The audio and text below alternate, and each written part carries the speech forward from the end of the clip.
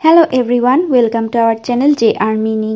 আজকে আমরা যে ইংরেজি শব্দটি জানব সেটি হচ্ছে এক্সরসিজম। এর বাংলা অর্থগুলো হচ্ছে গণ, ভূত ঝাড়ান কাজ, ভূত ঝাড়ান মন্ত্র, মন্দ আত্মা থেকে মুক্ত করা, মন্ত্রাদি দ্বারা ভূত তাড়ানো। নিচের দুইটি উদাহরণ দেওয়া হলো।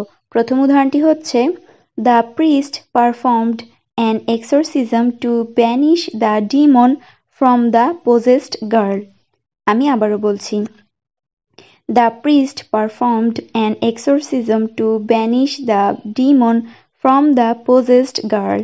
এর বাংলা অর্থ হচ্ছে যাজক ভোগ দখল করা মেয়ের কাছ থেকে রাক্ষস তাড়ানোর জন্য একটি ভুতুড়ে ক্রিয়া করেছিলেন। দ্বিতীয় উদাহরণটি হচ্ছে in some cultures exorcism rituals are used to heal the possessed. আমি আবারও বলছি, in some cultures exorcism rituals are used to heal the possessed. এর বাংলা অর্থ হচ্ছে কিছু সংস্কৃতিতে ভুতুড়ে আচার অনুষ্ঠানগুলি আবিষ্ট ব্যক্তিকে সুস্থ করার জন্য ব্যবহার করা হয়। ধন্যবাদ।